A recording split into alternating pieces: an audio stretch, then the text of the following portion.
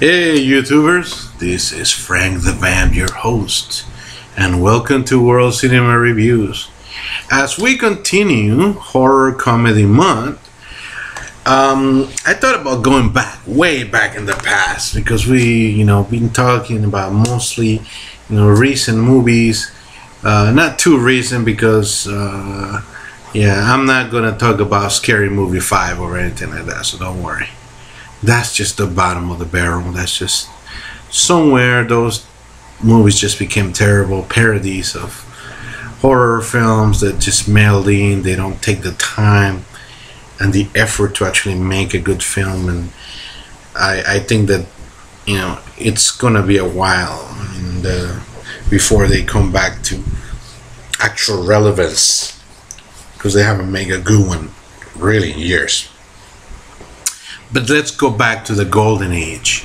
The golden age. Let's go back to 1948 to be exact. An age where Abbott and Costello meet Frankenstein. This movie is one of the best horror comedies of all time. It's unbelievable. It's just, imagine the comedic timing between Abbott and Costello, makers of that awesome comedy routine of Who's on First and all that.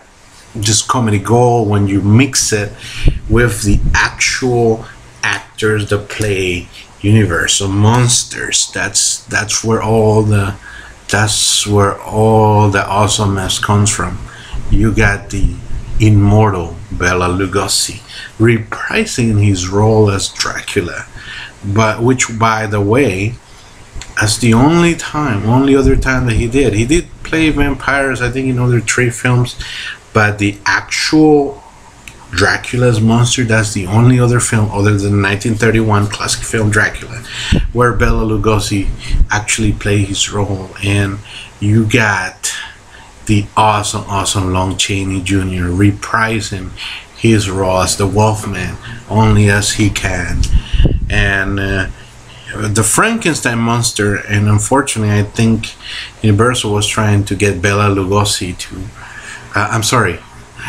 the great Boris Karloff to play the Frankenstein monster, and it's just a shame.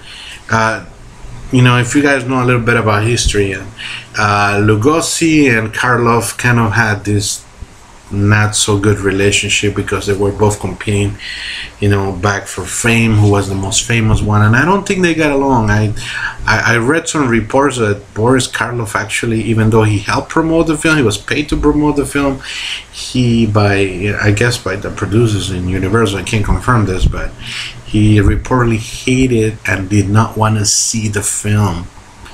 So it would have been awesome if Boris Karloff would also reprise his role, but instead we got Glenn Strange, who had actually played the Frankenstein monster before. I believe he did it in 3 films. I think that's a fine job, but it would have been fun to see Boris Karloff here, even though, by the way, Boris Karloff and Lugosi did do films together, but not the best of friends, perhaps. I can't confirm or deny that, but I can imagine why. Onto the plot itself is actually pretty simplistic. It's just basically Abbott and Costello are 2 baggage clerks, and they're gonna get special shipping, and Lawrence Talbot, which is, if you guys know about Universal Monsters, that's the name of the cursed one, of the Wolfman. And so Lon Chaney Jr. phones them and says, hey, you guys are going to get a couple of crates, and they're full with the Frankenstein monster and Dracula are going to be shipped in there, and you got to stop it, you got to destroy them, you got all these things. And Costello picks up the phone. I think it's a gag, and to make matter worse, the Chaney becomes the Wolfman at that time, and he begins talking in gibberish, and of course he says, oh, this is a prank call, and dismisses it. Of course, Dracula rises from the dead, from the coffin, and of course reanimates the Frankenstein monster, and basically hilarity ensues as they as this weirdly, strangely conceived comedy follows. And I'm not gonna spoil it because he's, like I said, it's just comedy gold. I'm just gonna tell you that's the premise. Bela Lugosi wants to steal Costello's brain to put it inside Frankenstein. All kinds of great things happen. But why is this movie so awesome? I think it's just, even though the plot itself is just pretty simplistic and run-of-the-mill, I think it just the fact that the actors actually, they took it real seriously. I mean, if you've seen Lon Chaney Jr. and the Wolfman, the great portrayal. I mean, Lon Chaney gives it 100% there, and we have, like I said, this could have easily, like you could have been like Karloff and rejected the whole idea and said, hey, we're just gonna mail it in. But no, Bela Lugosi is fantastic as Dracula, only as he could do it. Next to Christopher Lee, to me, is the best Dracula. I really like. I'm gonna do another video about Christopher Lee because the way that Christopher Lee played is just perhaps the most. I would say Bela Lugosi is the classic vampire to set all vampires to be like. But Christopher Lee, on a side note, he became, the sexy, scariest vampire that the 1970s needed. The change of pace from what the classic, to see the true nature of a monster, and then, and we see the evolution of the vampire. But Bela Lugosi, fantastic performance, and Glenn Strange is actually pretty good as the Frankenstein monster. As I said, we've seen him before in I think it's House of Frankenstein.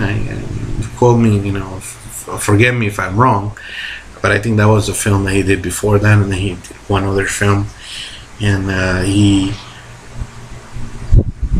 just awesome on the film, and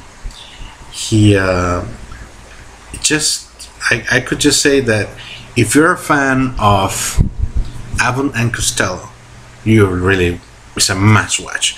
If you just want to see something funny, hilarious, this is a must watch.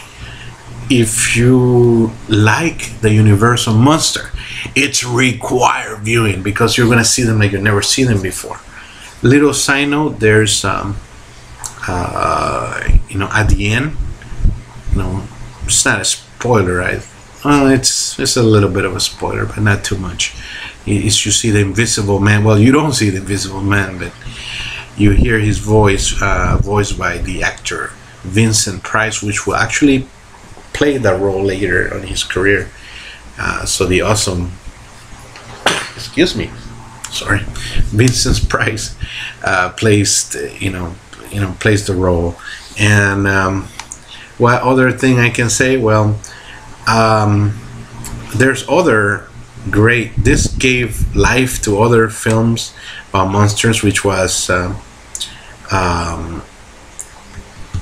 I think, let me look it up here, but yeah, we got, let me see. Yeah, we got a couple of other films.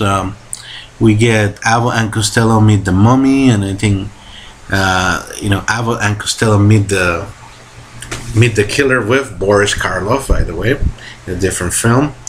And oh yeah, Abbott and Costello Meet the Invisible Man. So all those are just fine, but to me the best of them all is this one. So one of the best horror comedies around. Must watch. Is an A+. One of the best. I hope you like my video. Leave comments. If you don't like my video, leave comments too. I want to know. And if you want to subscribe, please do. Until next time, sweet dreams.